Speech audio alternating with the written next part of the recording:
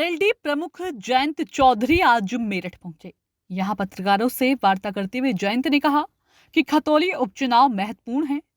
कहा कि उनका गठबंधन सरकार की कमियों के खिलाफ चुनावी मैदान में है। सरकार ने गन्ना भाव तय नहीं किया।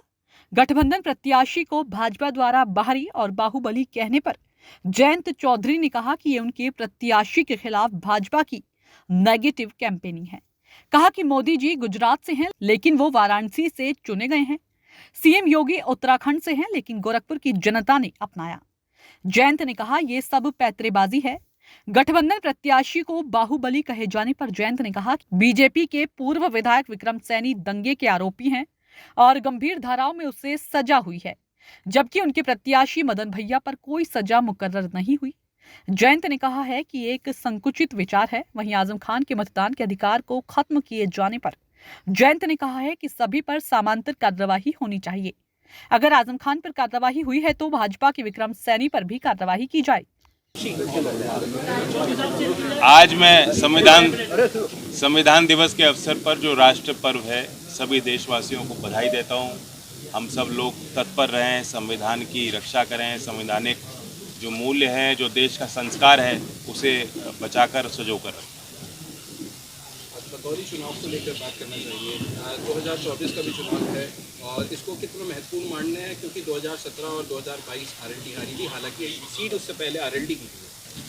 संभवतः 2024 से पहले और कोई चुनाव इस तरह का होना नहीं है और 3 जगह चुनाव हो रहा है प्रदेश में। पूरे देश की नज़र उस पर टिकी है कि क्या नतीजा आता है। और हाल में ही हुए विधानसभा चुनाव के तुरंत बाद ही ये चुनाव आया है। जिन परिस्थितियों में खतौली का चुनाव हुआ है, क्योंकि यहाँ बीजेपी के विधायक थे जो डिस्क्वालीफाई हो गए, जिनको दंड दिया गया है और बहुत सीरियस क्राइम पे उनको जो है सज़ा दी है कोर्ट ने, तो और विशेष एक नज़र आती है क्योंकि मुजफ्फरनगर क्षेत्र है, किसानों की भूमि है और बीजेपी उस सीट को जीती थी। बाकी दोनों सीट तो समाजवादी पार्टी के खाते में है। तो इसलिए हम सबका प्रयास है कि भाईचारे की जीत हो और एक सकारात्मक मैसेज, एक पॉजिटिव कैंपेन लेके हम लोग जा रहे हैं। सरकार की जो कमियां हैं, जो महंगाई है, जो बिजली की दर पूरे उत्तर भारत में सबसे महंगी उत्तर प्रदेश में आम ग्राहक को, किसान को दी जा रही है। गन्ने का भाव, गन्ने का बड़ा उत्पादन क्षेत्र है ये, यहाँ गन्ने का भाव इस सत्र का घोषित सरकार नहीं कर पा रही है। तो ये बड़ी कमियां लोगों के नज़र में आ रही हैं और मुझे उम्मीद है कि लोग हमारे गठबंधन को मौका दें। आरएलडी के प्रत्याशी को बाहरी बताया जा रहा है, बाहुबली बताया जा रहा है, क्या कह रहा है उसको? ये तो पैतरे होते हैं चुनाव में। खुद नरेंद्र मोदी जी हमारे क्षेत्र उत्तर प्रदेश के राज्य से निर्वाचित हुए हैं और हमारे प्रदेश के सूबे के मुख्यमंत्री भी अब अलग राज हो गया है उत्तरा कि आप एक इसमें पंचायत करें, मशवरा करें और फैसला लें। और 11 के 11 सदस्यों ने कहा कि जो लोकदल ने चयन किया हम उसके साथ हैं, वो फिर भी छोड़ के चले गए। तो अब मेरा कोई उन पर टिप्पणी करना सही नहीं। उन्होंने निर्णय लिया अपने जीवन के उनके आधार पे, भविष्य को देखते हुए, लेकिन हमारी कोई उनसे लड़ाई नहीं। हम तो अपनी बात रख रहे हैं। मदन भैया 4 बार विधायक रह चुके हैं, जाने माने चेहरे हैं और मैं इस जातवाद के इस पे फॉर्मूले पर ज़्यादा विश्वास नहीं रखता। हमने इसलिए उनको चुना क्योंकि वो एक मजबूत आदमी है और वहाँ के उस क्षेत्र में जो आवश्यकताएं हैं, जिस तरह से अभी आपने कहा कि सरकार के खिलाफ भी चुनाव है और पूरा सिस्टम आपके सामने है, वो लड़ाई वो बेखूबी लड़ सकते हैं, कोई गड़बड़ी ना हो पाए। भारत जोड़ो यात्रा, देखिए कोई सकारात्मक बात अगर कर रहा है, प्रयास कर रहा है, मेहनत कर रहा है, तो उस जज्बे को तो मानना पड़ेगा। इसमें बुराई क्या है? बीजेपी के नेताओं को उनमें श्रद्धाम नजर आता है। मैं कुछ नहीं कह सकता। बीजेपी की तो ऐसी बातें होती हैं। आज चंद्रशेखर जी भी आपके साथ खतौली में रहेंगे जी, तो आपको नहीं लगता कि अखिलेश जी भी अगर होते, अगर अखिलेश जी आए, क्योंकि गठबंधन जो प्रत्याशी है, ज़्यादा इम्पैक्टफुल होता? अखिलेश जी भी प्रचार में जुटे हैं और डिम्पल जी लड़ रही हैं। बड़ी प्रतिष्ठित सीट है, सबकी नज़रें हैं। मैनपुरी से भी हम उम्मीद करते हैं कि एक अच्छा पॉजिटिव रिजल्ट बड़े मार्जिन से जिताकर उनको भेजा जाए। आगामी निकाय चुनाव के लिए क्या रणनीति है? हमने निकाय चुनाव की देखिए यहाँ मौजूद हैं कुछ सदस्य जो समन्वय समिति के मेंबर हैं। हमने भी एक कमेटी बनाई थी, उन्होंने प्रदेश में दौरा किया। उसके पश्चात समाजवादी पार्टी ने नियुक्तियां की हैं कि लोकदल और समाजवादी दोनों दल बैठ के एक रणनीति बनाए। लोकल चुनाव है, लोकल चेहरे पे चुनाव होता है, कई फैक्टर होते हैं।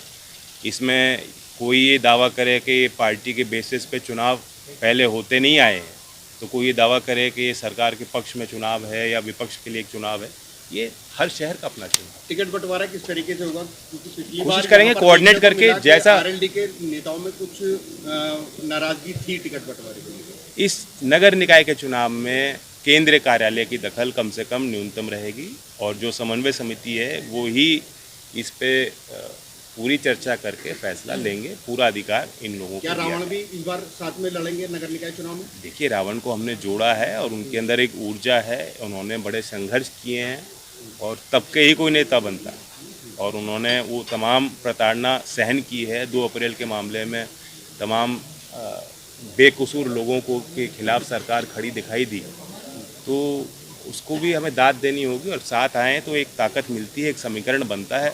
इस समीकरण के सहारे हम देश की और प्रदेश की सरकारों को बदलने का मादा ये समीकरण रखता है। हमें विश्वास है कि आगे ये समीकरण काम आएगा। जेएनपी को साथ लाने का कोई प्रयास है?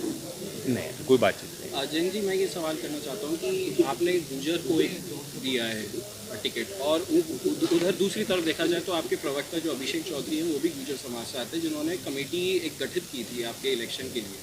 अब वो चले गए हैं, क्या आपको फर्क लग रहा है कि अब कुछ फर्क पड़ेगा? या देखिए, इसमें धैर्य से काम लेना चाहिए।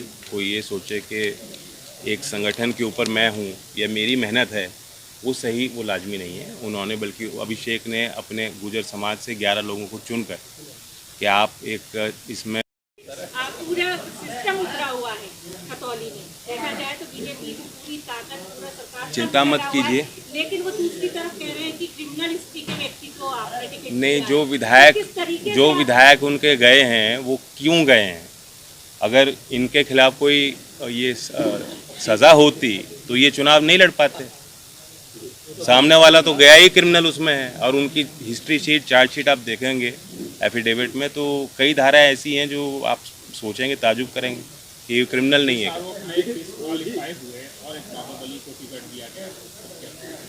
जिस आरोप पर डिस्क्वालीफाई हुआ, एक सख्त संदेश दिया कि कोई भी जो दंगा करेगा उसे लोकतंत्र बर्दाश्त नहीं करेगा। देर सवेर उसे सज़ा मिलेगी, जनता भी उसे सज़ा सुनाएगी। अच्छा, कल डिप्टी सीएम केशव मौर्य भी खतौली में थे और उन्होंने कहा कि ये चुनाव खतौली का खासतौर से एक बड़ा संदेश देगा और चाहे वो मैनपुरी का इलेक्शन हो, रामपुर का इलेक्शन हो या खतौली का इलेक्शन हो, क्या आपको लगता है कि ये 2024 का सेमीफाइनल है?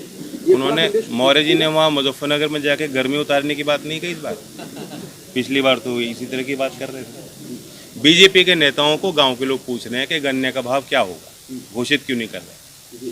तो सरकार को क्या डर सता रहा है या उन्होंने पूंजीपतियों के साथ बैठ के क्या फैसला लिया जो आज जनता के अदालत में वो पेश ही नहीं करना चाह रहे?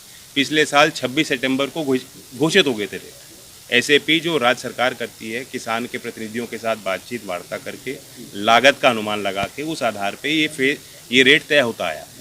लेकिन इस बार इस सत्र में सरकार उसे निर्धारित ही नहीं करना चाहती। तो सबसे बड़ी बात ही लोगों की है, बीजेपी का कोई नेता गांव में जाएगा तो उससे यही सवाल पूछा जाएगा कि आप गन्ने का रेट कब घोषित करें। वोटिंग राइट की मैं बात कर रहा था। आजम खान साहब की वोटिंग राइट ले ली है, विक्रम सैनी की आपने मांग करी है, तो इस पर क्या कहना चाहेंगे? अभी तक उनके पे कोई एक्शन? देखिए, चुनाव आयोग सबके लिए एक बराबर है, नियम सबके लिए एक बराबर हैं, उन्हें कार्रवाई करनी चाहिए। अगर आजम खान साहब की आप वोट देने की के अधिकार को से उनको वंचित रख सकते हैं तो वही चीज़ें इन पे भी लागू होनी चाहिए। आखिरी सवाल, अखिलेश यादव को खतौली की जनता देख पाएगी इस चुनाव में? देखिए, वो हमारी रणनीति है, हम माइक्रो कैंपेन कर रहे हैं, कोई भी बड़ी मीटिंग हम लोग नहीं कर रहे हैं। मैं लगभग 22 गाँव में जा चुका हूँ, अगले सप्ताह में 60 से 70 गाँव में और जाऊँगा। 28 तारीख में 3 गाँव में हर घर में मतदाता की पर्ची मैं खुद बांटूँगा। तो पूरा हम संघर्ष करके डोर टू डोर कैंपेन कर रहे हैं। अब इसमें रणनीति में क्या चीज़ सही बैठेगी उनके हिसाब से हम लेंगे फैसला।